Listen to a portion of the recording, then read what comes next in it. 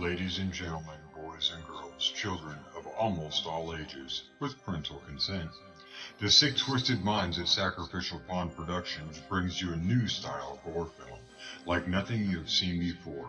There are no cops, no investigations. There is no backstory, no follow-up of the victims who are brutally tortured and murdered. Our story isn't about them. Normal Terror is about a single dad struggling to make ends meet. His son is his first priority. He goes to work, pays his bills, and is generally a great dad. The twist comes after he puts his son to bed. This is where he releases his stress. Some people do yoga, some hit the gym, some go for runs, some people paint on a canvas. An anonymous source once wrote on an abandoned asylum wall, "I never understood people until I took one apart just to see how it worked." If you are rear-ended in traffic, most people's thought runs to anger and their primal instincts of hurting the other party. Sam Neill does not have the ability to stop that primal instinct. Let us take you into the mind of a killer.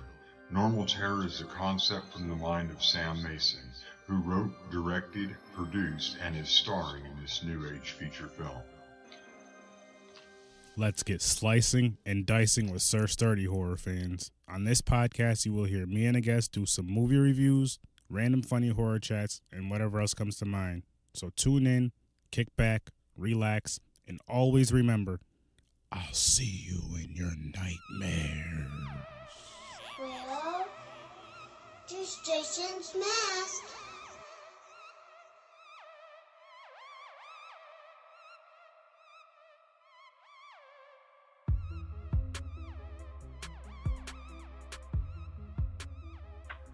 Hello, lovely listeners. Another episode of Horror with Sir Sturdy. Today we have RHEANON, Nicole, and again, my co-host, my brother Henry. How are you two doing? Hello. Good. Doing good, doing good. Yeah.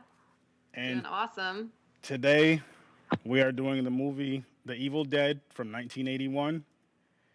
And I'm just going to let you start it off. Let you guys start it off. Whoever wants to go first. Just, hey, what do you think of this movie? Henry, I'll go with you because you got to get off sooner. Yeah, I liked it. I didn't see it until maybe 5 years ago. Mm-hmm. So, obviously I didn't see it, when I was younger, but I really enjoyed it. The practical effects, the humor in it. Bruce Campbell he's the man. He's got that massive chin. So you got to respect that. Yep. And it was how I feel about the practical effects. Yep. So I'm all on board for that. Mm-hmm. And you can what's your name again? I'm sorry. RHEANON. RHEANON. There we go. All right. Yeah, you're up. All right. So this has just always been one of my favorite horror films. I've been watching it for, years. I think the first time I saw it, I was like 11 or 12. And then me and my best friend, who we do a horror show on YouTube, that was one of our first films that we basically did a review on. Again, like how you were saying, the effects, I think for what they had back then were awesome. And then, like the story behind how they did a lot with little. Wow. And so it's, and Bruce Yeah, Campbell. didn't it start as a short story? So Bruce Campbell and Sam Raimi grew up together, and so they wanted to write a horror film. And so it did, like you said, it started out as a short, and then I can't remember who it was, but somebody was like pressuring them to turn, to do a full feature, and then that's what he did. And so, the cast and like the producers and stuff was all friends and family. Yeah. Yeah, we actually met Sam a couple times. He was at a couple of the Scarecons we went to, and his tables were always had a lot of lines. So like I never really got in line to meet him, but I would see him in passing. Hey, what's going on? Oh, that's so cool. Really nice guy. Yeah. I'd love to meet him, but I really want to meet Bruce Campbell. You know, so do I. He's hosting a trivia night on Halloween here in Denver.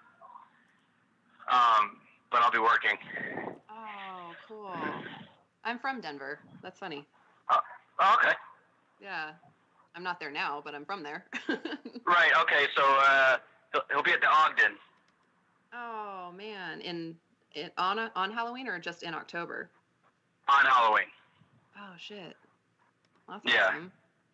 Yeah, he's Yeah, cool. so any of the listeners that are, you know, in the Denver area, he'll be there. It's called The Last Stand Standing with Bruce Campbell. Nice. Obviously. That's pretty awesome, though. Hell yeah. Well, I want to go. But yeah. I mean, I could always call out of work. Shit, I might call out of work just to go. Yeah, it's priorities. Like, You know, this and is important. truth be told, I actually liked Evil Dead 2 better than the first one. Yeah. See, I liked Army of Dark. See, Evil Dead, I think just because it was the original one, I like that one the best. But Evil Dead was great, but Army of Darkness was really good. Just, it was completely different. It was so funny. It was fun, yeah. It was just so different. I'm going to have to... I don't think the series would have been as popular if someone else played Ashley. Oh, definitely not. You know, he's just like, you see him play this character in the movies, and you think like he's like that in real life. And I feel like, you know, Ashley and Bruce are the same person. Mhm. Yeah, me too. Well, and then like Ash versus Evil Dead, I like how, you know, now so much more is accepted. So it's like the blood and the gore and the effects are better. Oh. And the things they can Yeah. say. I loved it. I lost interest after the second season. You did? Oh no. Yeah. Well, now it's canceled. It was too. Yeah, after what, 3 seasons or 4? 3. Oh, okay. Yeah, super bummed. I'm going to have to catch up on that. A couple of my friends were telling me I need to watch that. I was like, I will. But I guess I really got to watch it now. Yeah, if you like the first 3 movies, you owe it to yourself to at least watch the first season. All right. And the second season and the third. So watch it all. Yeah. You gotta watch it. You would think that he got his life together after the events of the third one, but not really. Yeah, he's still just as stupid. That's what I liked about it, though. Yeah. He's all fucked up and he's a pervert and he's just, oh my gosh, he's so funny. He lived in a trailer, right? Yeah. Yeah, and he tried to show off to the chick he met in the bar by reading the Necronomicon. And then shit hit the fan. Yeah. Yep. Like I'm watching it, I'm like, no. I know. I'm like, are you fucking stupid? What the hell are you doing? Yeah. It has a good supporting cast. Mhm. You know, with Kelly and Pedro? Pablo, yeah. But he calls him a different Spanish name like all the time. I know, and he always like says fucked up shit to him. Yeah. But Aaron, you'll enjoy it. Oh yeah. I guess I'll definitely have to check that out then. Definitely will. Yeah. And I think they're all on Netflix. I don't know if season 3 is, but I think 1 and 2 is. Okay. Oh, okay. But Originally it was the Stars or Showtime, maybe. It was Stars. Oh, okay. But yeah, back to the movie, Aaron. Yes. What's up? Yes, back to the movie. But see, that's the thing. Like when we talk about like movies or shows that have so many sequels and spinoffs and stuff. I mean, you can just trail off so easily. Every episode we do it. Every every single episode. But there's even been times where we'll talk about a movie that has absolutely nothing to do, no relation to the horror movie that we're discussing. It'll just pop up, but it keeps it going, it keeps it flowing. Then we'll get back to the movie. Yeah, that makes sense. It's a little freestyle podcast. When we were talking about the last podcast that just came out yesterday, and we're over here talking about Jason Takes Manhattan. Next thing you know, we're talking about beating up Corey Feldman. Like, Yeah, I do I'm remember actually that. friends with Corey Feldman, so I was listening to that. I was like, oh shit. Really? Yeah. You see, I get it. we would love to get. yeah. We're not fans of him. I mean, I like what he did in his movies, but I would love to get his autograph. I just don't like him because he killed Absolutely. Jason in part 4. I don't know what his. Yeah, that's. I don't know what Henry's issue is with him. He's been telling me for years that it's personal. It's between him and him. It's between those two. It's none of my business, so I don't even ask him anymore. Oh man, you gotta elaborate. I don't even know, honestly. You're like, I just hate him. Yeah. I mean, I love the Goonies, don't get me wrong, you know. And Lost Boys. Well, yeah, Goonies, the Frog Brothers, yeah, of course. But the Lost Boys, that could be a different podcast. I only watched the first one. Me too. The other one, I started to watch it and it sucked, so I turned it off. Yeah, it just seemed like a cash grab, so I didn't even bother. Yeah, I wouldn't. It's not that good. Speaking of cash grabs, are either one of you excited about the new Halloween movie coming out in October? Yes. Oh. Hell yeah. Yeah. As soon as, I was on the fence automatically, but as soon as Michael drops the teeth over the stall and the lady's going to the bathroom, Oh yeah, I was sold. that was was like awesome. a full mouth of teeth. That was like 30 teeth he just dropped. You just ripped her whole grill out. Yeah, so I'm like, it would have been funnier if it was a pair of dentures. Ding, ding, ding, ding. It would have been easier if it was a pair of dentures, though. Oh You yeah. just pop them out and drop them, or take them out the glass. Well, yeah, they use polydent. Polygrip, I mean. Polygrip. Yeah, I'm real excited for that movie. I hope, because I actually want to go see that in theaters. I hope they don't mess. I hope it's not one of those things you go see it and it's just a big disappointment. Yeah. I don't think it will be. Danny McBride, he's a comedian. I think the guy's hilarious. Uh-huh. So that's why I was on the fence about him writing or directing. But apparently he's a big fan of the series and a big fan of horror. So, when you get someone that loves the series directing a new movie for it, I think the odds of it being good are better. So he probably Good knows point. his shit, which Good is point. good. Yeah, exactly. Yeah, I didn't realize he was the one that was directing it. Yeah, him and some other guy. So what is what is Carpenter doing then? Just the score? Pretty much. I believe so. But don't quote me on that. I never do. You can look it up on Google. I'm not entirely sure. Our friend Google. Yeah. Yeah. Henry, I could just be making this whole thing up just to talk. You guys don't even know. We don't really fact check too much on this podcast, Henry. We just say it. People believe it, they believe it. Let them Google it. Yeah, they can Google. Say, I assume he's part of it, but I don't know. Yeah. Yeah, see? Yeah. Here and there, I'll do my little fact checks. Like I'll say my little IMDb about a movie we're actually discussing, but everything else, hey, that's Yep. Okay, so back to the movie. okay.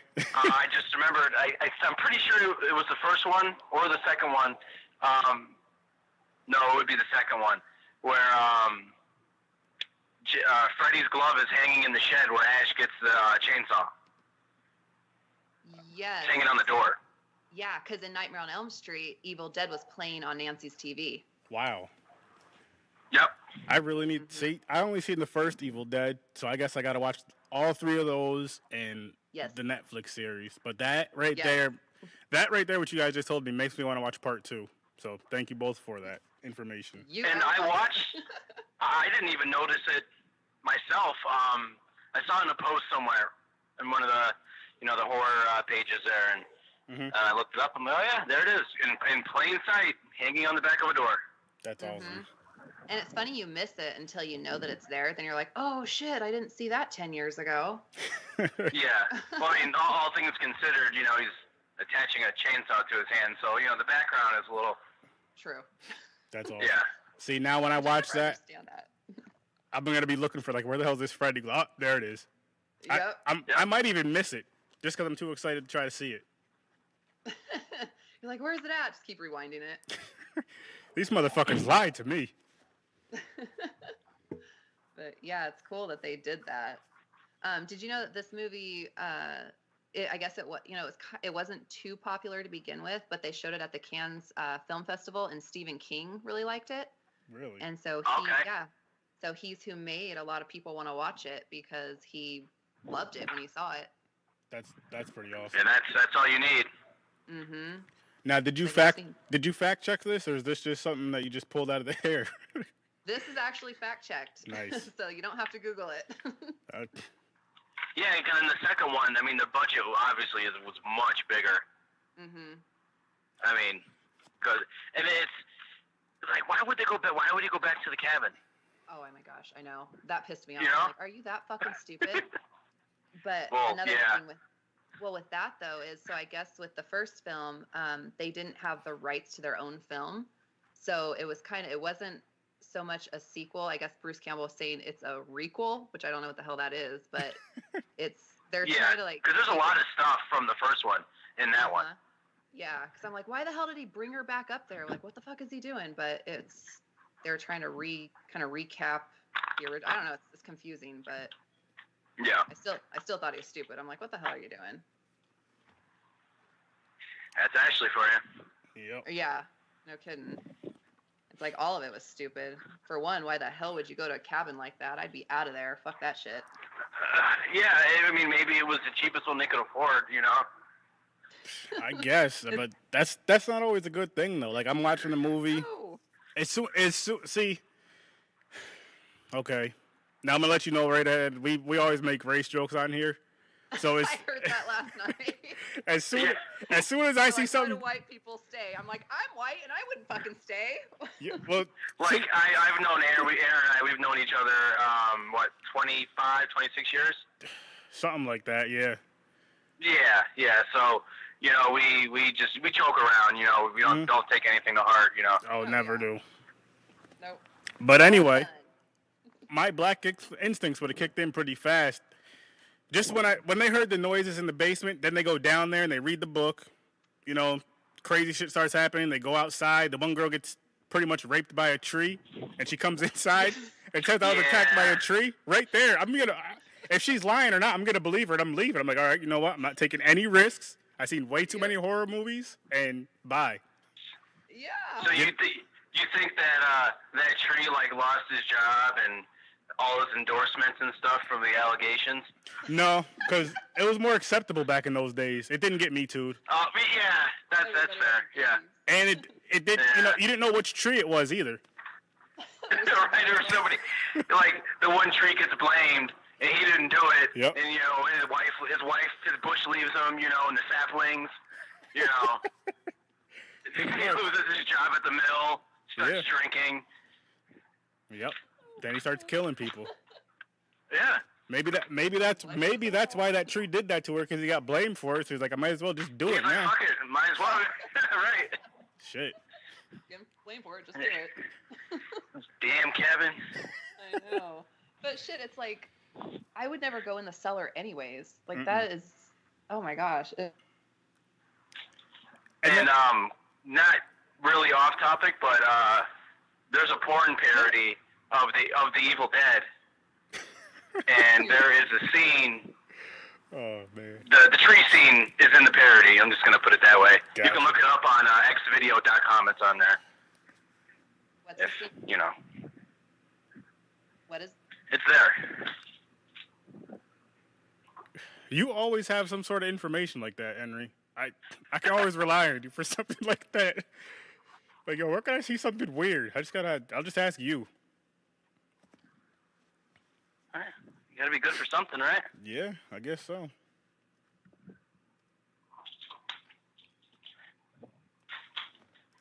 So yeah, where were we? We were talking about the tree raping, and how we would leave. Sorry, my microphone clicked out. You there?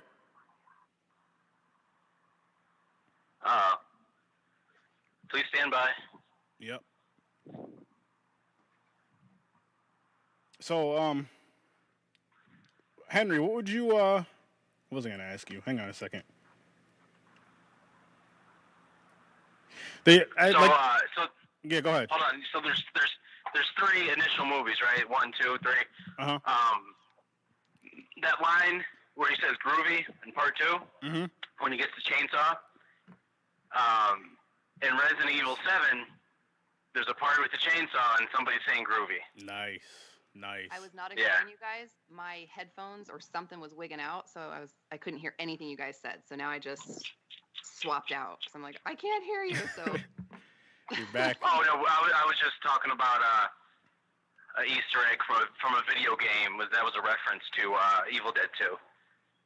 Oh, the groovy was? Yeah. Yeah. He said it. They say it in Resident Evil 7. Oh. That's cool. Did you see the remake of Evil Dead? Yes. Was there a lot of blood in that with a saw at the end? Somebody getting sawed in half? So much blood. So much blood. Yeah. It I don't know. It was good if you you're not. You didn't like it? I liked it if you're not comparing it to the first one. No, it's independent. You know, it's its own story. Okay. You know, yeah. But, and you know, I think they should have done. So instead of Ash, it was Mia. Mhm. I think that Bruce Campbell should have been in it. I think he should have been at the very end. And I think he should have been a truck driver. And just show, you know what I mean? Like, just show him driving by or something, like on the highway. Mm-hmm. Yeah, that was something a little subtle. Yeah. He was, though. Did you see the very, very end after the credits? Yeah, but it didn't apply to the story at all. No, it didn't. He's just like Just groovy. Groovy. And so many people didn't even know who the hell he was in the theater. I know, because they're all young. Yeah. They're like, okay. I'm trying to think if I seen no, that. I stayed for that. Oh, shit. Yeah, did I see like, the remake? Hell yeah, you stayed for that. Henry, did I see the remake of this? I feel like I did, but I don't remember. Wasn't Shiloh Fernandez in it? Oh, I don't know anyone by name in that movie. I'm horrible with names. I even forget names All of people I know I is know. the opening scene was awesome. I don't remember it. It was in the basement. Well, no, it was in the woods. And this guy is chasing this girl, and then it cuts. He hits her in the head, knocks her out, and then it cuts to a scene in the basement, and this girl is either tied or chained to a pillar in the basement, like a support beam. Mm-hmm. And the dad, and there's like a blind lady, you know, speaking some kind of nonsense, some kind of colored person language, and he pours gasoline on her, and she's like, "Daddy, it's me," you know, and then he gets ready to set her on fire, and she's a deadite, and she's like, "I'll eat your fucking soul," or some shit like that, and then he blows her head off with a shotgun. Okay, Nice. yes, I remember now. And then, yeah. So after that, I was sold. Yeah. I mean, it was good. It was just, you know, I love the original Evil Dead, so I'm like, Bruce Campbell's not in it. That sucks. But it was good. Yeah. The effects were incredible. Yeah, and there wasn't too much CGI in it either. Freaking CGI. And yeah, and I don't know what kind of music you listen to, but there's a group called Mushroomhead. Mhm. They released a video off their latest album that came out like 2 fucking years ago, maybe even 3. And it's pretty much a shot by shot remake of the remake. It's awesome. Oh, that's cool. I'll have to check it out. Yeah, the video doesn't apply to the song at all. But I'll post it on the Horrors with Sturdy at some point tonight. Okay. Oh yeah, are you right. on? I didn't mean to cut you off. Are you on Facebook? Good. Me? Yeah. Yeah. Yep. Cause I have a horror page on there, which you can feel free to post and share your horror related stuff I on thought there. she was already on there. No, Let just me get on there. Instagram. It's called Horror with Sir Sturdy, and I have a horror page and I have a horror group, both with the same name. Okay. But let me find you. definitely check that out, and then yeah, Henry he'll post whatever he said he'll post. Join in and liking right now. Awesome. Greatly Tell your appreciated. friends. Now we're friends. Yay. Awesome. But yeah. So I was reading something where they were saying that this film is one of the largest cult films in history. Wow. I believe it. Mhm. Yeah. Oh yeah. Considering that movie came out before I was alive, Mhm. and I'm here talking about it today. Yep. That's You true. know, not a lot of movies, can stand the test of time like that. Mm-mm. I feel like out of any genre of movies, I think horror definitely stands the test of time better than anything else. Because I feel with horror, or I'll say say comedy, for example, certain jokes kind of after a certain time they're not that funny anymore. But horror, it's Yeah, you just can't like remake comedies. nah. But I mean, They usually. if you remake a horror movie or not, I'm saying it could stand the test of time. Like people talk about horror movies from the freaking 50s, Yeah. And they're Yeah. still watching them. or asking for a remake for them just so there's better technology for them and all that. You don't really hear that for any other genre of movie. Like, oh, they made this No. again. I don't want to see Nah. that shit. Yeah. It's Like you got a new horror's Spawn movie coming out. I Ugh. saw that. I seen. I like the original one. Me too. I did. thought it was good. I watched it You got- one time, so I don't really remember a lot of it. I haven't seen it. Yeah, it had a good soundtrack too. I haven't seen it in years, so I don't know how it stands up now. But I know every time when I watched it back in the day, I enjoyed it, as well as the cartoon. But now they got Jamie Foxx playing Spawn. I don't know how I feel about that. He's a great actor, but I'm not gonna judge until I see the movie. For me, he's a funny guy. You know what I mean? Like I'm used to seeing him in comedy. Yeah, Mhm. but I've seen him in serious roles. I didn't know he was the one playing Spawn. Yeah, I wish Yep. they got Michael Jai White again. I know he's older, but he can kick my ass still. Yeah. So he should have played. Yeah. There's a new Black Dynamite movie coming out. It's a western. Oh goodness. I'm definitely gonna watch that. Completely off topic. This is how we get on these rant all the time. It never freaking fails. Yeah. Hey, but listen, my time is up. Unfortunately, I have to get going. All right. Well, thanks for joining us, and I know you'll definitely be back on again. Absolutely. It was nice to talk to you and meet you. Likewise. I'll post that music video in a little bit. Sweet. Okay. Awesome. All right. Talk to you guys later. All right. All right. Talk to you later. Bye-bye. Bye. Okay. All right. So I'm trying to think what else to ask about this movie. What? Okay. I know what I can ask. Who or what got you into horror? And what was the first movie that you remember watching that scared you? Okay. So my mom was honestly the one that had started me with horror because she would always watch them. And so, when I was littler, she's like, oh, you can't watch this part. You can't watch this part. But then, it got to where she would bring me in with her. Mm-hmm. And then, back when slumber parties and sleepovers and shit, we would go to the, Blockbuster and we'd rent a whole shit ton of scary movies and we'd just stay up all night watching them. And that was always fun. And so it's like, I think I want to say I was probably about 5 or 6 when I first started watching them. Nice. And, back then, it would scare me at first, but then when I got a little bit older, it was getting better and I loved them. Yeah. But I remember the first one that scared the ever living shit out of me was Children of the Corn. And it was that end scene with Isaac Mm-hmm. where I can't remember what was behind him, but I remember something was on fire and he had that demonic voice. And I was so fucking scared. I was like, he's so scary. I remember sitting up all night crying because I was terrified. Oh wow, that's Yeah. awesome though. That's so freaking awesome. Yeah. And then Nightmare on Elm Street. It's funny because now Freddy Krueger I love Freddy Krueger. He is my all-time favorite. And I was scared shitless of him because I remember I walked in and she was watching it. And that part where he's on fire and he's running up the stairs? Mm-hmm. That was the part I walked in on. And I was fucking terrified. I was like, oh my God. So if I'd ever see anything with him on it, it's like you get, I'd be all scared and I'd turn it around or I'd walk by it really quick. And then when I was about 15, I had this, maybe I was like 14 or 15. I had a nightmare about him and I still remember it. And it felt like it was so real. And after that, I was obsessed with him. Wow. It was weird. Funny how things like that work. That's actually Yeah. Freddy is actually my wife's and my brother that just got off Henry. That's their favorite as far as slashers go. Mine by far is Jason, but and that's just honestly it's just because I've seen it the most. Like back in the day as a kid, it used to come on like USA Network or Sci-Fi. Friday the 13th, they'd be playing that whole freaking weekend, and they'd play Jason Takes Manhattan. They play part 5, and I believe part 3, and maybe part 6. They always play like the same ones over and over and over.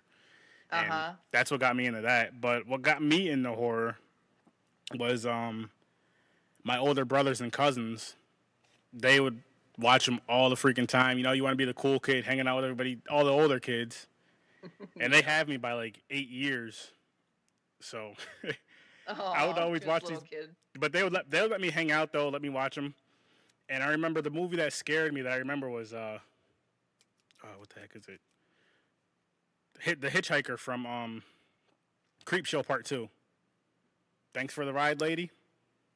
Oh, that scared the shit out of me. Like, I don't know.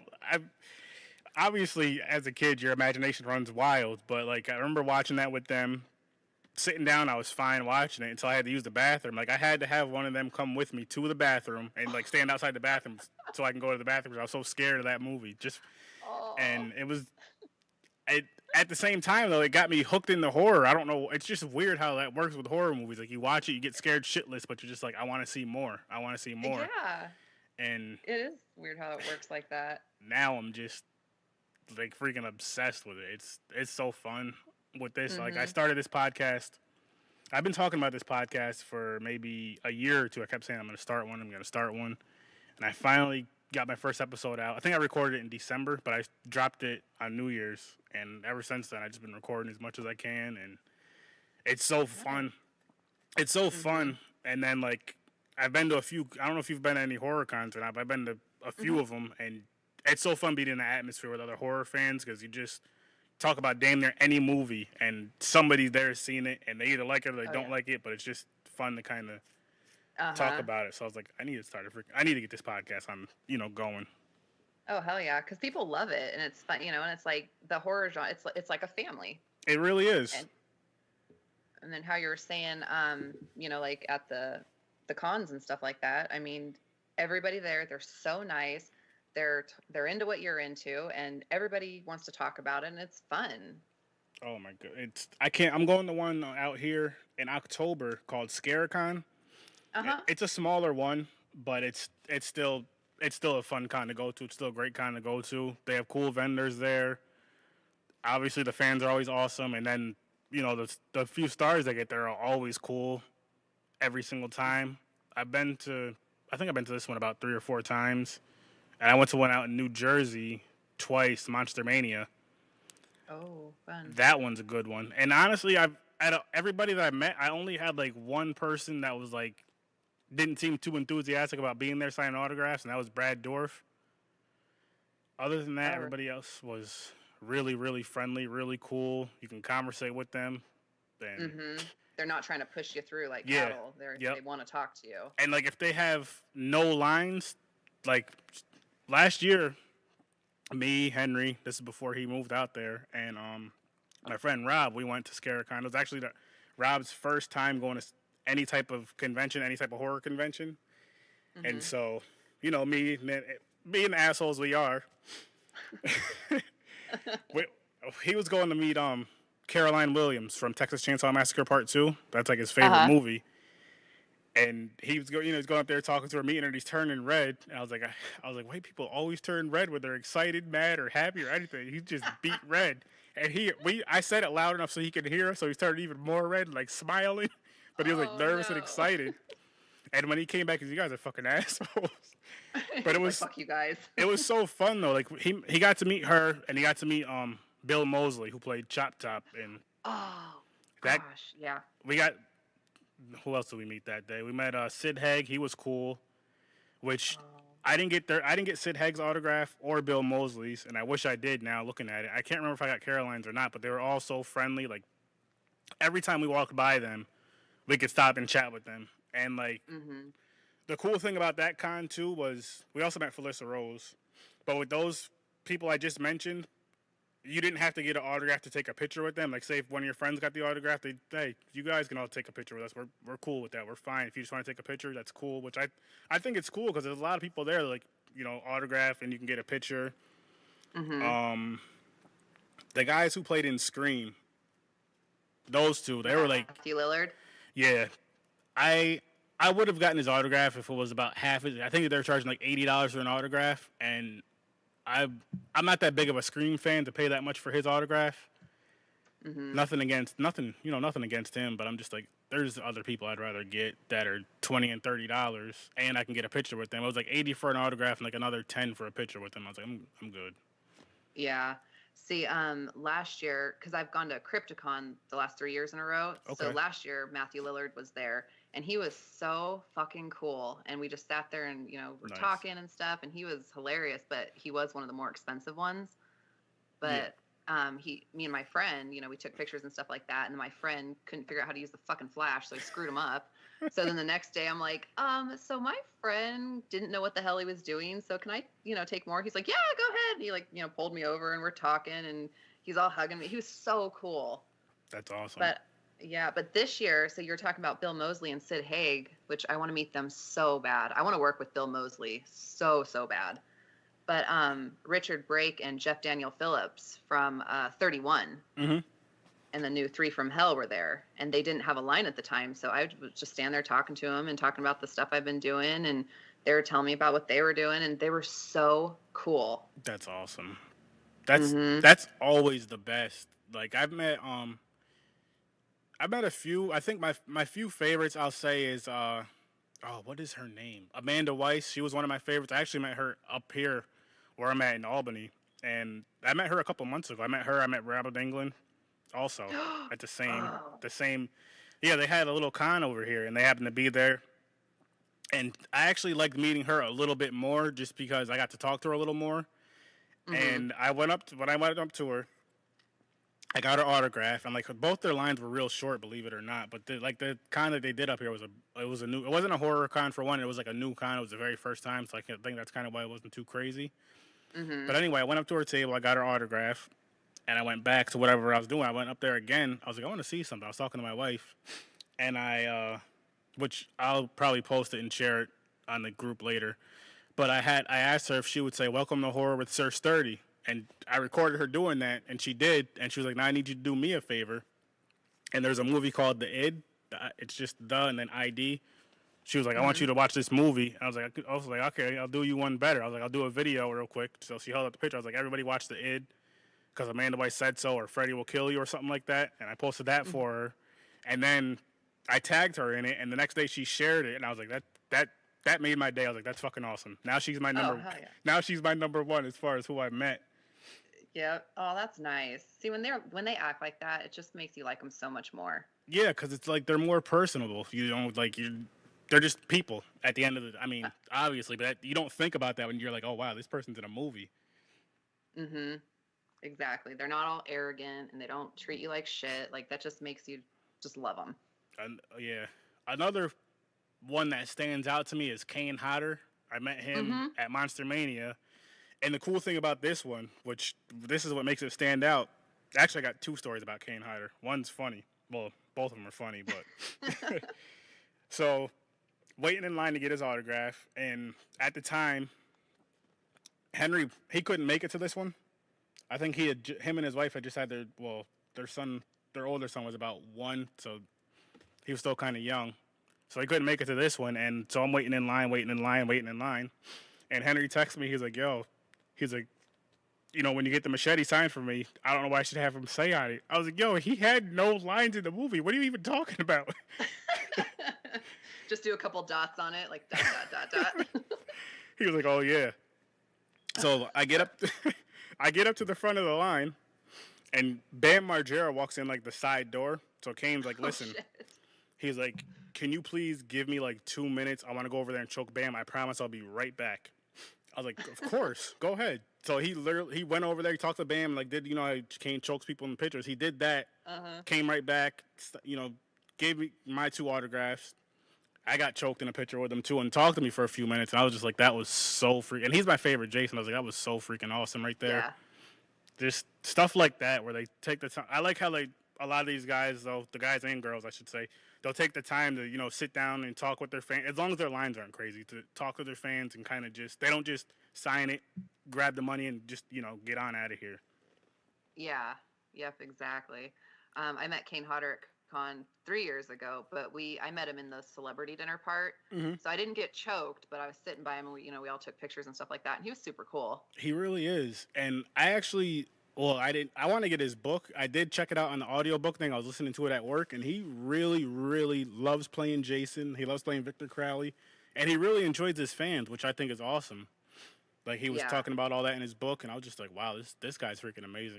I hope I get to meet him again because I want to get something else signed, and I want to get his book and get that signed from him. And he's just that's my favorite, like my favorite horror icon out of everybody. It's awesome how he played Jason. I don't know which Texas Chainsaw Massacre it was, but he did like a stunt as Leatherface in one of the movies. And then Jason Goes to Hell, the Freddy glove, he pulled that down. And he was saying, I don't know, I read it recently, or I heard it in an interview or something, that he wanted the new Halloween movie that came out. He was saying he would love to be able to play Michael Myers, even if it was just a stunt, just to say he played all those guys. I was like, that right there would be awesome. That would be cool, and everybody would want to see it too. Just because it could be 2 seconds, I don't care. That would be that would be so freaking awesome. Yep, and he seems like he's really humble. Yeah, he definitely is. Another cool thing about him too. I know we're way off this Evil Dead movie, but it's a little horror talk. It's still fun. Another cool thing about him too, in his book, I don't remember, like, I forgot where he was born and raised, but he was raised on some island. I forgot what the island was called, but I guess it comes up in the Victor Crowley movies, the Hatchet movies. It comes up in there. They say that's such and such island. And I remember in Jason X, the machine that he's in, when they have him frozen, that name on the machine is the name of the island. And it was there was like a few other horror things. I think Jason movies, and maybe in the Hatchet movies where it kind of just popped up. And he said that's where he was, raised at, the island he was raised on. I was like, that's freaking awesome. That's cool. That's really, yeah. I actually just watched the Hatchet movies last weekend, I think, because they're on Amazon. And so I was like, fuck it, I'll watch them. I didn't see the latest one yet. Have you seen that one, the Victor Crowley movie? I haven't seen that one yet. Nope. I watched 1, 2, and 3. Okay. But I haven't seen just the Victor Crowley. Yeah, I gotta. But I like Danielle Harris, who's in. She's the good Hatchet too. Movies. She's good too. Yeah. I'd love to meet her. She's awesome. She's like, I guess she would be my female horror idol. Okay. And then Robert Englund would be my other, or Bill Moseley, and most of the guys from any of the Rob Zombie films. I absolutely love them. You're rare with that. Like I can't remember. I haven't seen every single Rob Zombie film. I know I've seen the Halloween remake. I loved the first one. The second one I wasn't too big on. I just recently, and don't kill me for this, I just recently watched The Devil's Rejects, which was fucking amazing. I have to watch House of a Thousand Corpses now. I know I was supposed to watch that first, but it happens. But yeah. a lot of people, like with the Rob Zombie movies, just from the horror groups that I'm in on Facebook, they either love them or they hate them. There's no in between. Yeah. And I mean, from what I've seen so far, I've enjoyed it. I like the goriness. I like the brutality and the craziness of it. I like he kind of does his own thing. I feel like with Halloween 2, it just got weird for me. I didn't like it. See that I like his, as far as the Halloweens. I thought they were good. I'm always going to go back to the originals, where I love the originals. Oh yeah. Those are my favorites. Except like I didn't like Halloween H2O and shit like that. I didn't like those ones. But I think with Rob Zombie, Devil's Rejects, House of a Thousand Corpses, 31, those were my favorites of his. The Halloweens were good. The first one was really good, and like you said, the second one, I didn't hate it, but I didn't love it. Yeah. But then Lords of Salem, I wasn't a fan of Lords of Salem. See, I haven't seen that. Is it worth a watch though, or was it like just that bad? See, I guess it's worth a watch just because, like how you said, either they love them or they hate them. I mean, I have tons of people I know absolutely loved it and thought it was great, and then the other half is like, that movie sucked. So I mean, it's worth a watch just to say you watched it because you Okay. could be one of the ones that actually like it. I'll see. Yeah, I'm kind of in that same boat. I try to tell people it's worth a watch. There's certain movies I'll say I think this movie was like a 1 on my rating. Watch it if you want to. Don't blame me. Don't blame me if you don't like it. But I'll never say don't watch a movie because everybody has their own. Somebody might like a garbage movie. Oh yeah, and a lot of them do. I know. And I mean, there's even some that I like that I'm like, oh my god, that was so awesome, and people are like, I hated that movie. I'm like, well, fuck you then. Yeah. I liked it. Halloween 3 is one of those movies that's either loved or hated. I don't necessarily love it. I do like it now. I remember the first time I seen it. This is back in the day when you go to those ancient places now called the video stores. You rent some movies and all that with your friends and family or whatever. What is that? Yeah, they're all gone now. It sucks. And we got we would go and get all the we'd get a couple of movies or whatever. And we end up getting Halloween 3 because we wanted to watch the series. And I'm just like, what the hell is this? This has nothing to do with Michael Myers. And was that Season of the Witch? Yeah, was it that one? Yep. Yeah. So I watched it, and then I didn't watch it again honestly until maybe about 3 or 4 years ago, and only because I was in a horror Facebook group and people were talking about it, and they were like, watch it as a standalone movie. So I watched it as a standalone. I'm like, okay, I can see why people like this movie, and I like it. It's definitely not one of my favorite horror movies. I do like it. It's a fun movie, but I don't know. See, I liked, the first one's my favorite, and then I liked number 5 with Danielle Harris when she was little. I liked that one a lot. I did too. Honestly, I liked all of them with the exception of Resurrection was, oh my gosh. That was actually worse than the Rob Zombie 2 remake. That was just awful. Resurrection with Busta Rhymes and Tyra Banks, Yeah, oh yeah, I hated that one. That was just that's movie. See, stuff like that is why at times I hate when they put big names in a horror movie because it's just I don't know. It just doesn't always work. Yeah. But that's kind of what bothered me with to an extent with Halloween H2O with LL Cool J in it because you knew he wasn't gonna die. But at the same, it didn't bother me too much. But there's just I was like, oh man, come on, you got to stop with these big name actors. And I like it when there's a little no name or not such a huge name. They get their shine, and there's a chance that they're dying in that movie. If there's a real big name actor and they're like, look, I want it in my contract, I'm not dying. I'll be like, look, well, you're not being in my damn movie because I want you to die first. Exactly. I want to do the unexpected. You're dying first. Yeah, you have to. Yeah, I agree with that 100%. But I'm curious to see the new one. Yeah, definitely. I'm actually excited for it. I say this on probably every damn podcast. I try not to have high hopes for movies anymore, but I have high hopes for this one just because it's one of those classics we've seen as kids growing. I mean, they were out beforehand, but we've all seen as kids growing up, and just it's one of those movies when Halloween comes on or in October, you throw it in and watch as many of them as you can. Same thing with Jason, Friday the 13th, and all that. And Nightmare on Elm Street. So it's like if they don't do what you guys did to the Freddy remake, please. That was horrible. Absolutely horrible. I got to do a countdown on that series. I know Henry wants to. It's just a matter of timing. Yeah. Well, shit, if you want me on there, I'll go on there too. Definitely. The more the merrier, definitely. I don't know. See, with those, I would actually have to really watch those because I don't know the series as well as I do the Friday the 13th series. So I'd have to go through every movie at least once, maybe twice, just to figure out where I would rank each one and all that because I don't remember those stories too well. I liked them all the way up until I didn't really like Wes Craven's New Nightmare. Okay. That one was kind of weird.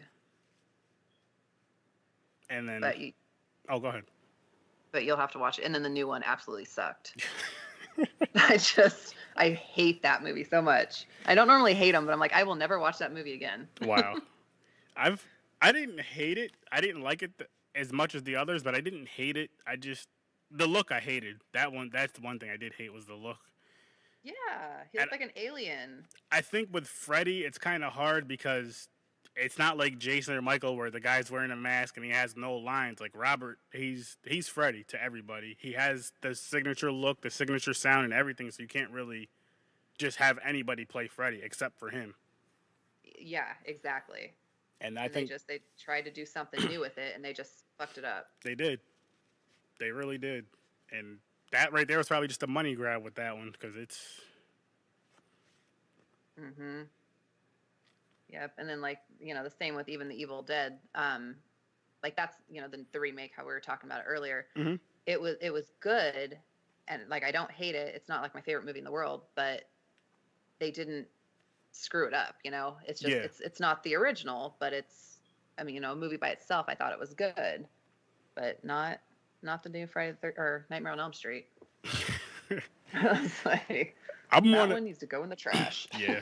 I'm one of those people though. Like I don't mind reboots, remakes, whatever people want to call them. I actually enjoy them, but only if they're done right. Like I don't like when they just do it just at, like I said, just as like a money grab. Okay, let's get these fans have been fans for years. Let's throw this movie out because we know they're gonna watch it. And we know the kids are gonna watch it, and then they're coming out and it's just horrible. Mm-hmm. Yeah, I agree on that for sure. So is this one of your The Evil Dead? Is this like one of your all-time favorites? It is. So this one and then Nightmare on Elm Street. Those are my absolute top favorite ones. And then, I like all of the classics. Like I was saying, I like Halloween, Amityville. I loved the Amityvilles. But then, like, have you seen Terrifier yet? I love that movie. That is one of my new favorites. As a matter of fact, I have to do a podcast on that. I keep trying to tell Henry to watch the movie because I know he'll love it. But with that movie, Art the Clown bumped up to my number 2 favorite slasher villain. Jason's always going to be number 1. Nobody's ever going to pass him. So Art the Clown is my number 2 right now, just because it was so, like the way he was in the movie, he was so crazy, silly in it, didn't make a sound, and just so brutal. Yeah, he was fucked up, and he was just so good. And I actually, I know I'm eventually gonna do a podcast on that and give my rating on it. I actually said it on probably multiple podcasts already. I gave that movie a 9.5, and to me, the only reason why it wasn't a 10 is because there wasn't really too much of a story to it. Not that matters too much, but that was the only reason why. Mm-hmm. Because that movie. He's brutal though. He is. And he did. And then that one too, I was like, why the fuck are they doing that? Like, why would you go in there? But it's like, if they didn't, you wouldn't have the movie. But, oh man, he was fucked up. And I love it. Yes, he was. And like, the gun kill bothered a lot of people. Just because, it's supposed to be a slasher. They don't usually do that. But I liked it because I'm like, my reasons for liking him was because, one, he would do anything to get the kill, and then, like, he tortured her. He didn't just shoot her and kill her. He shot her a few times to torture her, then he killed her. And after he killed her, he wasn't happy with that kill. Like, he wanted to kill her a different way, but he just wasn't happy with that kill. So I was like, I like that. I can accept that. Yeah, you could see it in his face, too. Like, fuck. Yeah, the guy who played him, David, David Howard Thornton. Yes, I'm friends with him on Facebook, and I follow him on Instagram and all that. He was awesome in that. He's a real friendly dude, by the way. And that movie, oh my goodness, I can't wait for a sequel. I cannot wait for a freaking sequel. Oh, me either. And they just have the biggest following now, which is so cool. Yes, which they'll have a bigger budget, which will be great. And the practical effects always awesome. Practical effects are always the best. I don't know how many episodes you've heard on this, but anytime we talk about practical effects and CGI, everybody I talk to on here, nobody really was like, oh, CGI, come on. Let's get back to the practical effects horror, please. Yeah, do it the original way, It's like, shit, everybody knows how to, they all know how to do it now, so quit using the damn computer for it. I understand for certain parts where you have to use CGI, I get it, but I want way more practical effects. You get a better feel for the movie. Everybody loves it. Evil Dead's a great freaking example of practical effects. Well, and it's funny too, because like with Evil Dead, you could even see like some of the fuck ups Yeah. but it was still entertaining, you know. So like I don't know what they used, but like whatever they put on their hands and their faces when they were deadites, Hmm.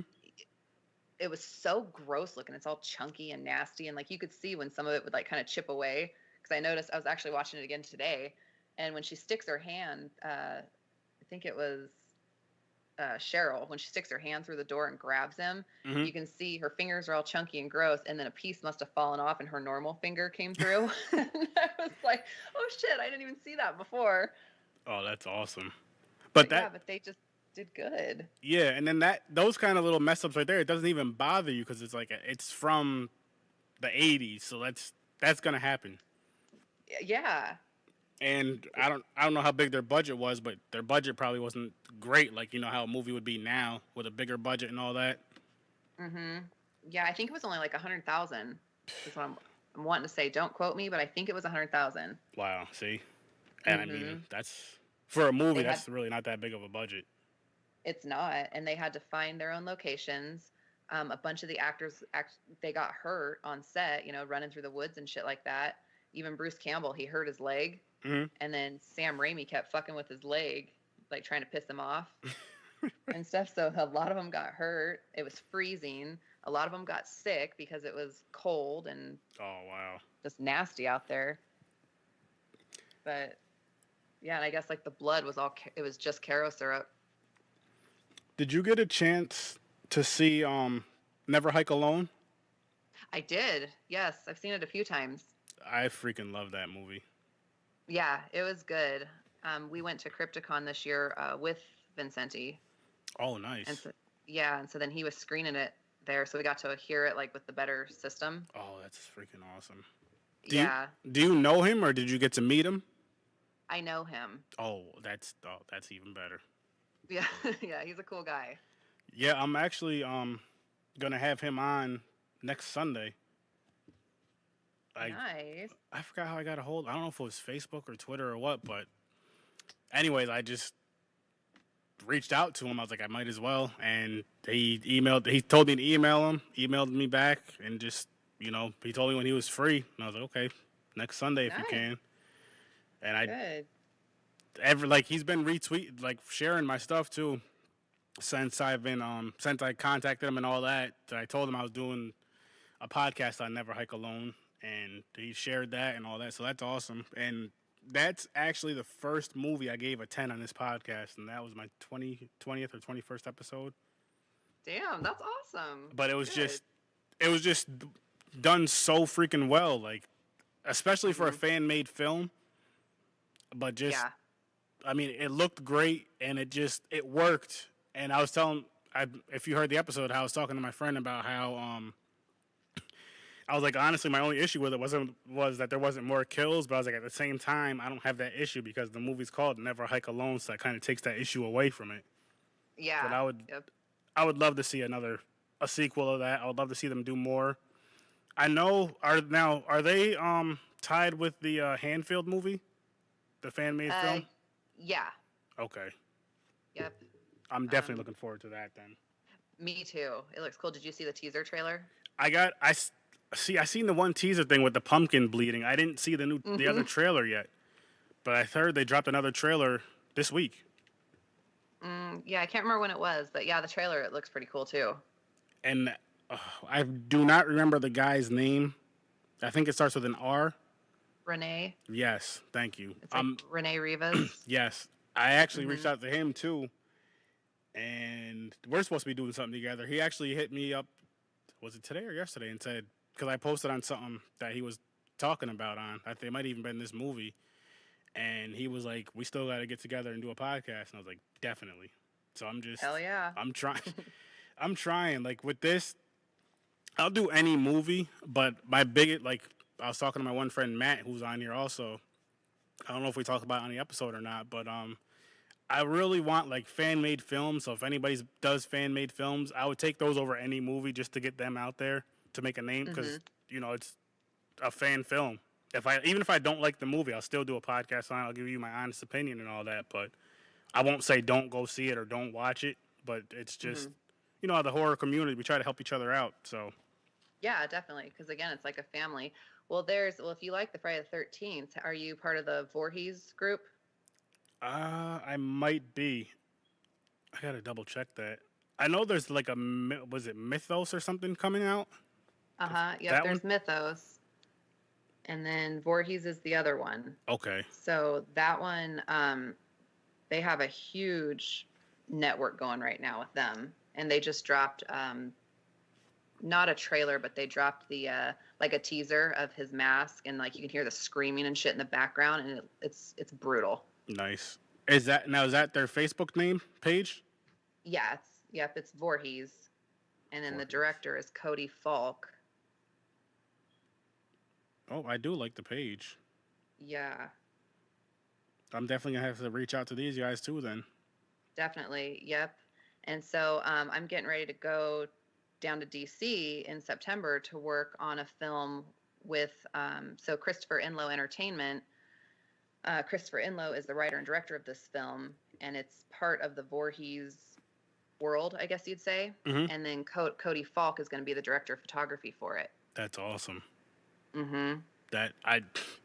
I'll tell you what, when that happens and when you can discuss that more, I'd love to have you on to talk about that more, definitely, because that's freaking awesome. Hell yeah, yeah. It's gonna be good. It's like right now I can't give away the plot and like kind of what's going on, but I can just say it's part of that world. That's awesome. I actually interviewed one other person. This was a few months ago. He was actually my first interview, actually, and his name is Sam Mason. It's for a movie that he's doing called Normal Terror, and then his production company is Sacrificial Palm Productions. That's all on Facebook, and he's on Instagram. But that guy, so freaking cool. And there's stuff about the movie that I know I can't say too much about, but pretty much like I'm trying to think how to describe this. He's like he's a single dad, normal life. He goes to work and all that, but like he has urges to kill. So like when he's not home, when he's not working or home with his kids, he's out killing pretty much. That's like the best. Oh shit. That's like the most I can say without saying too much because he sent me stuff that I just can't say anything about that. Yeah, you got to keep it under wraps for now. But kind of like John Wayne Gacy. He was normal and he was a fucking serial killer. See, but this movie, and he said they're using they're doing their own. They have their own team. They're doing their own practical effects and special effects and all that, which is freaking amazing. And it's gonna be awesome. I actually got to get him on here again. Oh yeah, what is it called? Normal Terror. And they have a Instagram page or just Facebook? The Sacrificial Palm Productions is the Instagram and Facebook page, and then Normal Terror is just the Facebook page, I believe. Normal Terror the movie. I just found it, I think. Yeah, I think that's the Instagram. One of them, I forgot which one's on Instagram, but they're both those things are on Facebook. But the guy's awesome. He's a real nice guy. As a matter of fact, the day me and him recorded, which actually I have the podcast on here, he's maybe like 7th or 8th, but the day me and him recorded, I think we talked for about an hour before we even started recording. Oh shit. He's a real cool guy. And he sent me a poster for having him on, which was awesome. He sent me a poster and signed it. And I just, I can't wait for this thing to get going and come out and everything, because I'm definitely championing that movie. Shit, I want to see it too. That sounds good. It's gonna be fun, and like what's cool, like his actual son's in the movie with him, which I think was pretty cool. See, I like that when you put friends and family in. It's really cool. It really is. I'm trying to add him right now. But yeah, he's like I said, he's awesome. That's my guy. Nice. It looks bloody. Oh, it's gonna be bloody. I can't freaking. I love. Oh my goodness, with horror movie, the more gore the better. As long as it makes sense. I love a gory horror movie. Me too. Me too. Because then it brings you back to the older movies too. You know, like the gore and the horror, and it's like it's just getting better with everything they have available to them now. One big thing I need them to start doing though, and I know I've mentioned this plenty of times, they need to start getting back to more R-rated horror movies. I get the PG-13 because you want the little teens to get in there, but I want them to get out the damn theater for one because they make too much noise, and two, Oh, I I just want to hate see that. I want to see a more gory, violent movie. Yeah. Yeah, me too. And it's like it's the worst when you go to the movies and there's all those stupid fucking teenagers there. Oh my goodness, it That is. pisses me off so bad. It really is. And I'm just thinking to myself, like, I paid this money not to hear these freaking jerks, but I Yeah. can't do anything Yep. about it. I can't get up and Yep. leave because then I'm out of my money either way. I can't hit them because they're not 18. No I'm kidding. Yeah, that's true. It is. Yeah. It's like shit. You know how many fights I almost got in? I'm like, Oh, oh my god, man. I'm gonna kill this kid. So you're talking about ratings. So Evil Dead 2, they had a lot of the blood. They had to switch to black blood because back then they were saying there was too much gore that they would have had to do like an NC-17 rating. Hmm. So they had to change some of the blood to black. That's crazy. I know Yeah, which with still looked good, but it was just yeah, weird. It's like, wow. I know with the original Texas Chainsaw Massacre movie, they had to tone that down.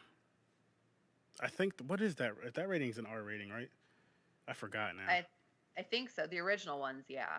Anyway, they wanted it. I mean, not the people making the movie, but they were saying it would have to be X rated if they didn't tone it down some.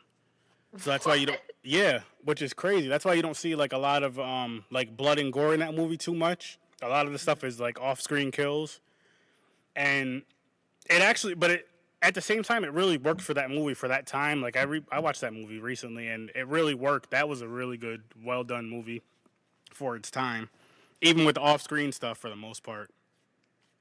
Yeah. I just can't believe it would have been an X rating. That's Yeah, ridiculous. it is. That's one movie that stands out that I can think because I remember doing a podcast on that and looking up the IMDb trivia. Uh-huh. I'll have to watch it again. I guess Leatherface would have been one that he kind of creeped me out because wasn't that a true story?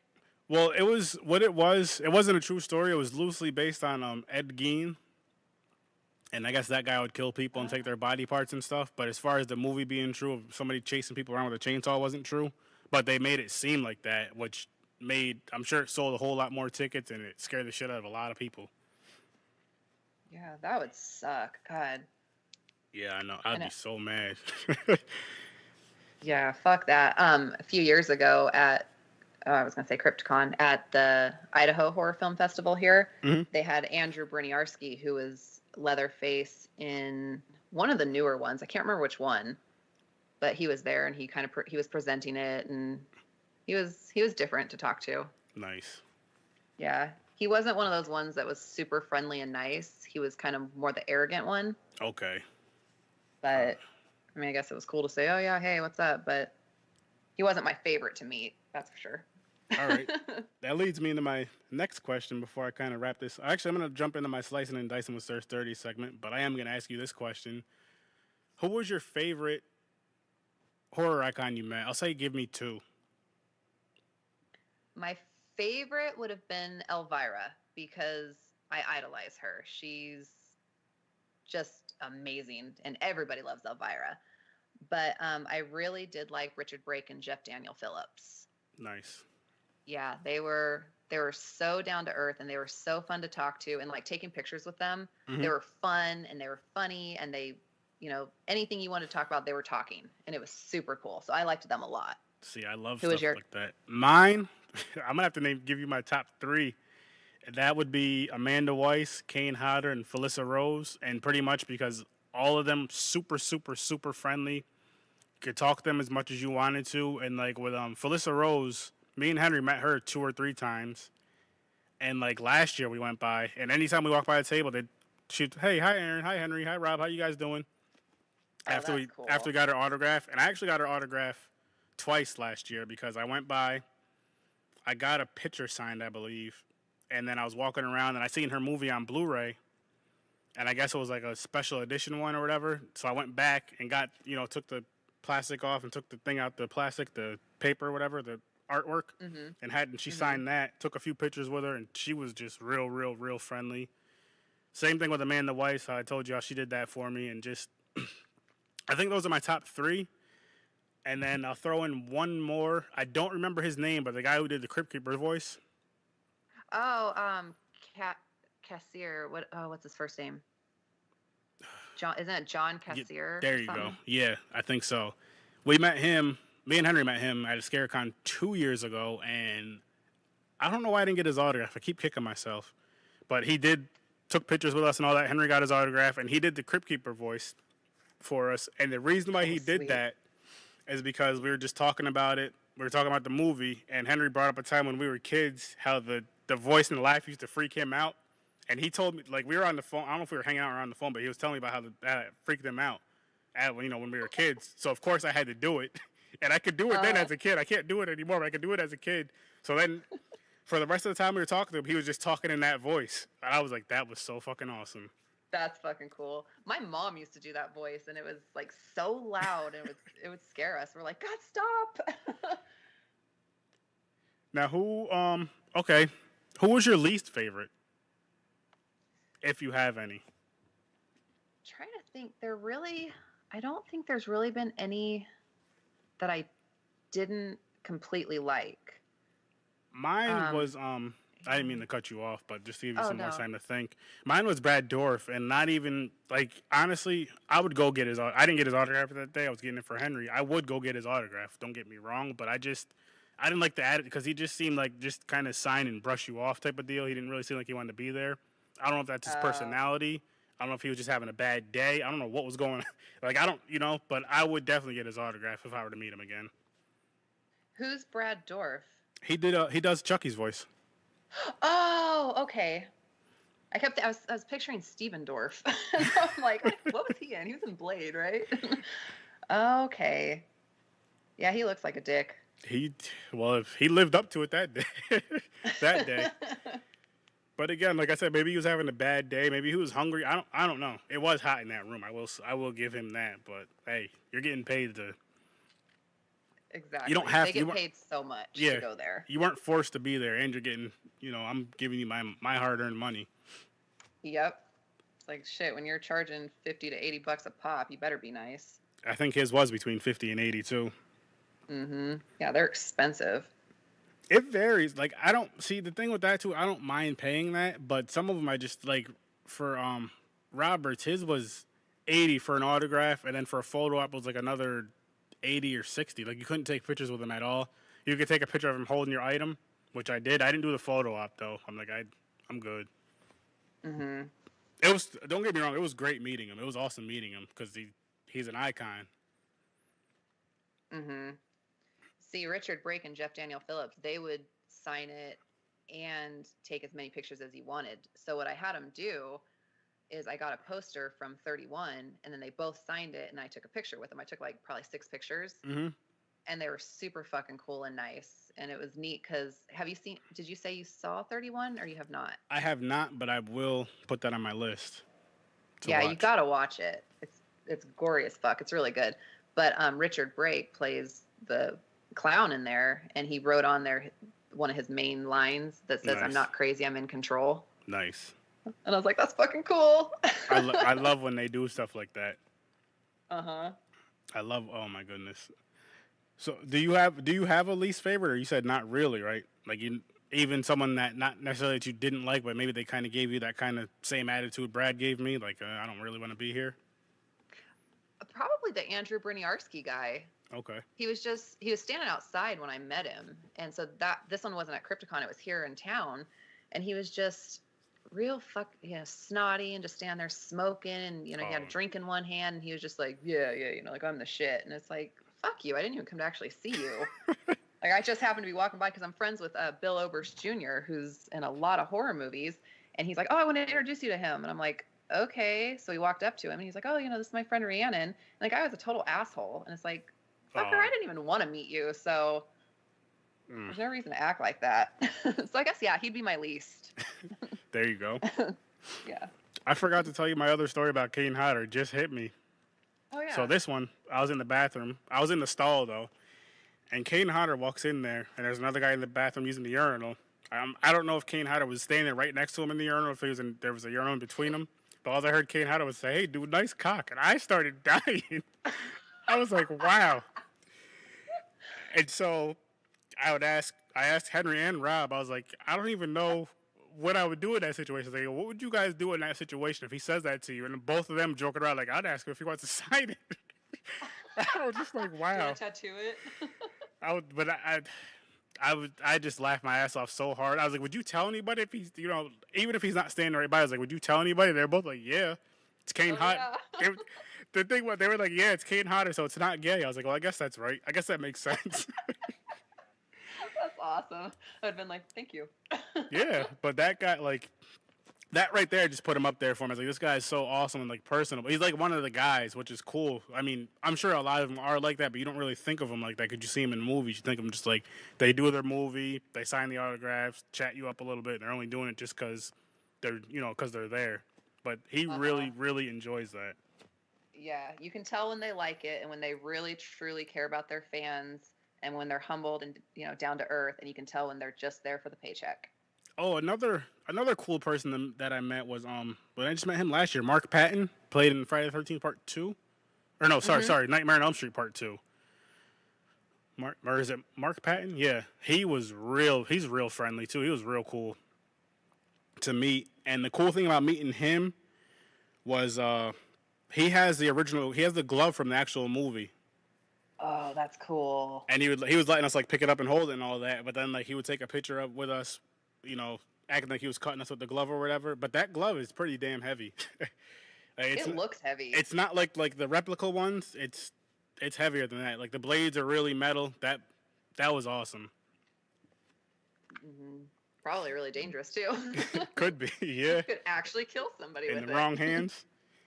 Yeah, I want to meet Robert Englund so bad, but I heard that he's retiring and not doing it anymore. Really? Yeah, I don't know if it's true, but unless it's just he's not doing the Freddy makeup anymore. He's not doing, like, even with the photo ops. People go downstairs wherever they go to take it. He doesn't do the makeup for that anymore. He'll just take the picture, probably hold a glove or something. Oh, well, that would work too. But just getting his autograph would be cool, especially if, you're a big Freddy fan, so that would be cool. You might, though. Oh, that would be amazing. Like, just him, because he was in Wishmaster. He's in all kinds of shit, and I love him as an actor. Yeah, he's something. Yeah. So, back to this movie real quick. What would you rate this movie from, oh, man. I don't even know what the heck was that book called? The Necronomicon? Yeah, how many Necronomicons would you give this movie out of 10? How many Necronomicons? Well, since it's one of my favorites and it's always been a classic to me and I love it, I would give it a 10. There was, some of the acting sucked, of course, but, it's Bruce Campbell. If Bruce Campbell's in it, it has to be a 10. I'm like, I love him. And so I give it a 10. You give it a 10? I'm going to give it an 8. And it was a really, really good movie. And as far as the bad acting goes, I'll say two things. One, with horror, I don't expect, Oscars or whatever that award is, acting in the horror movies. Uh-huh. And then two, for its time, because it was back in the 80s, so it was way different then. All acting was probably bad back then. It was great. I love the comedy in it. I love horror comedy. I love the comedy in it. It just worked well for me, this movie. Mhm. Yeah. I loved it. I loved all of it. And it's like, and they got better too. So like once you watch number 2 and Army of Darkness, you're like, oh shit, you can just see the difference in budget.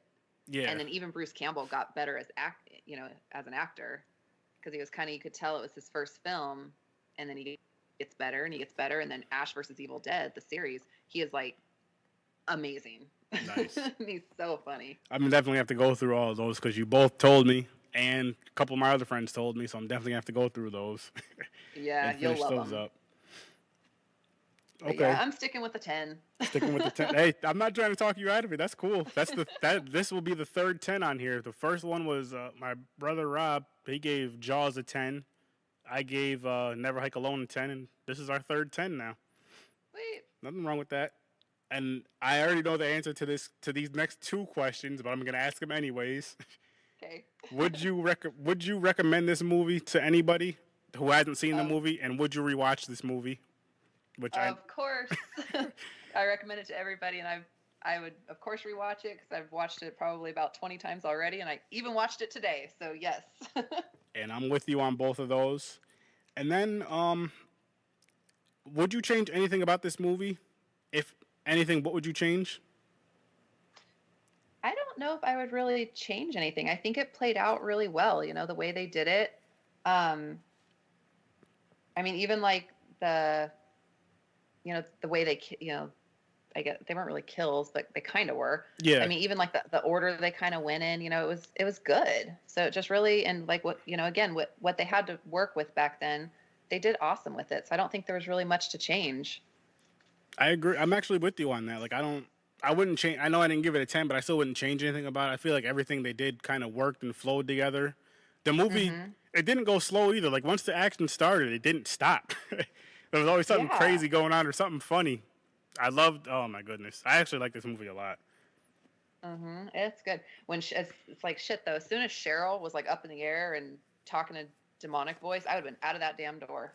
I would have been out of there a lot. As soon as the girl came back talking about the tree touched her, I would have left. I'd be like, okay, it's time to go. Oh, we want to stay. I'd believe it too. I'd be like, I bet you did get raped. Let's go. Even again, even if it wasn't a tree, if it was a person out there doing that, I don't want to stay there and find out what the hell is going on. I'm like, let's just go. Come on. Yeah, we need to leave. Our car's not going to go over the bridge. Fuck it. We will hike. Yes, and leave that stupid book. Yeah, idiots. Always touch. That's another thing. People are always touching shit they're not supposed to be touching. I wouldn't have went down in the basement. Had I gone down there, I seen them open that book, and then they're playing the tape or whatever. You hear that voice? Listen, it's time to leave. I'm leaving. Yep, that shit would have been like, I would have broken that thing. Hell no. Well, my mom was funny too because we're really superstitious because we're Hungarian and we just grew up with all that weird shit.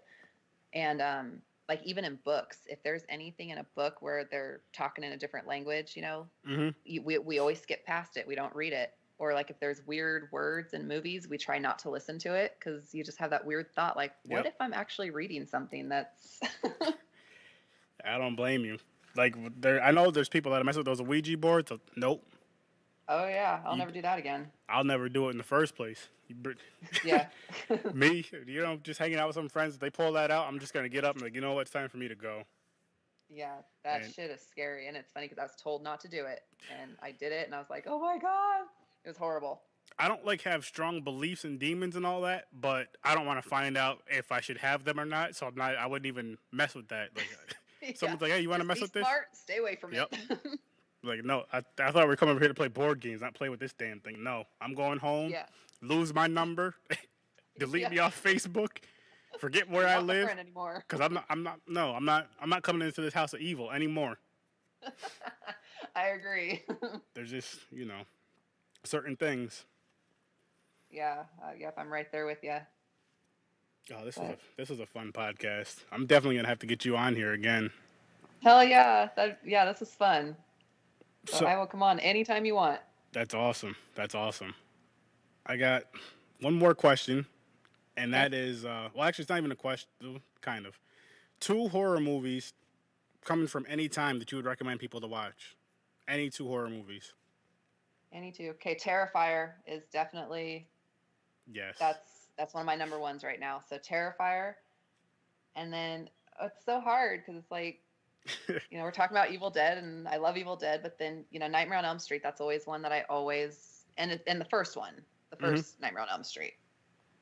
So those are my ones I always go to. But are you familiar with Mitchell Altieri and the Butcher Brothers? I'm not. And they did.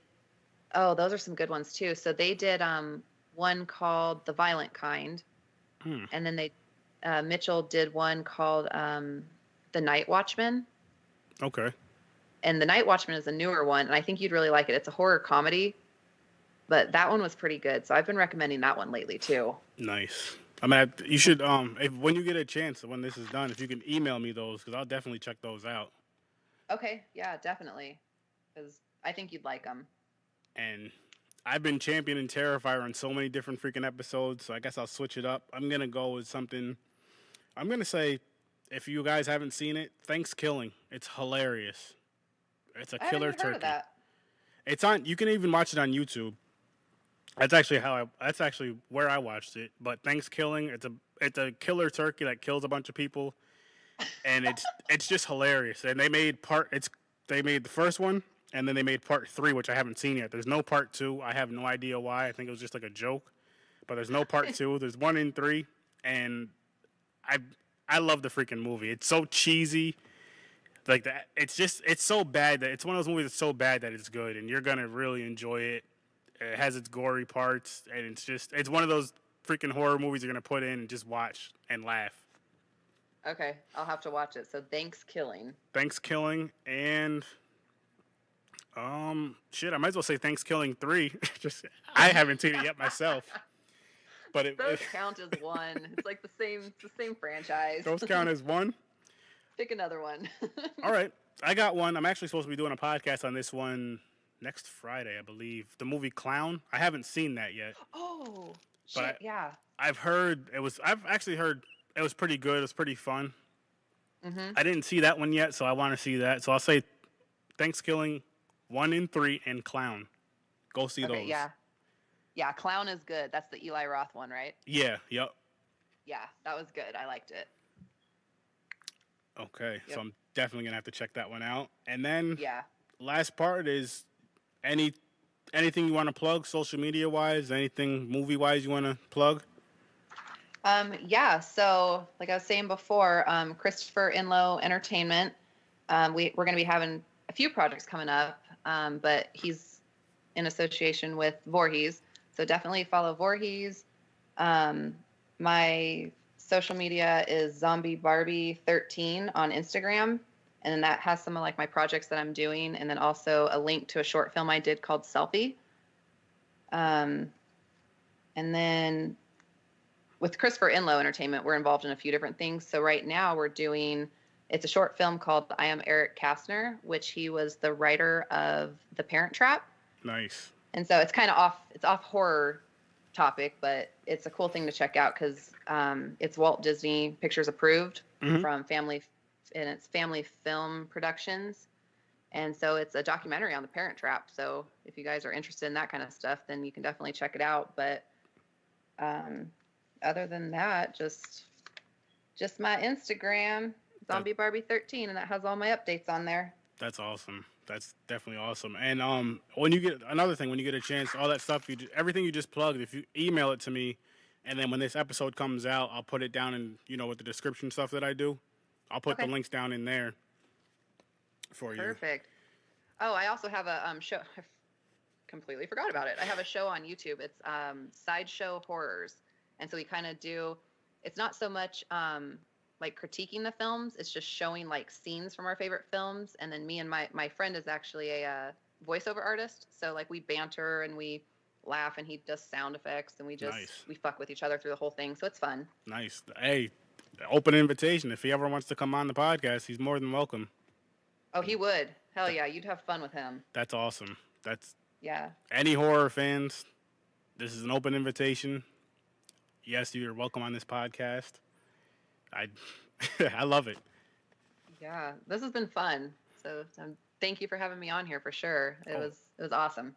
Anytime. Thank you for coming on. And I guess I'll wrap it up now. You guys know where to find me. Horror with Sir Sturdy on Facebook. Horror_with_Sir_Sturdy on Instagram. And HW_Sir_Sturdy on Twitter. I'm sorry those names are a little bit different, but with Instagram and Twitter, they get weird and only let you do so much. Yep. And, hey, if you have any horror movie recommendations you want to review with me, or you want to hear me and one of my guests or many co-hosts review, horror_with_Sir_Sturdy @gmail.com. You can send me your recommendations there, fan-made films there, all that. Send it there, and I'll get to it. And again, thank you for coming on. Greatly appreciate it. Yeah, thank you. It was fun. Henry, I know you're not on right now, but thank you again for coming on, helping me out with this podcasting thing, being one of my co-hosts. It was nice to meet Henry too. Yes, yes. He's a huge horror fan too. He knows his stuff. Get him on here again for a full episode. Oh yeah. But I guess definitely. Oh, go ahead. But yeah, I'll send you over those movies I was telling you about. All right. I'm gonna close. And then, Don't hang up yet. I'm gonna close this out, and then we can discuss that part. okay, perfect. So again, thanks everybody for listening, and as always, I'll see you in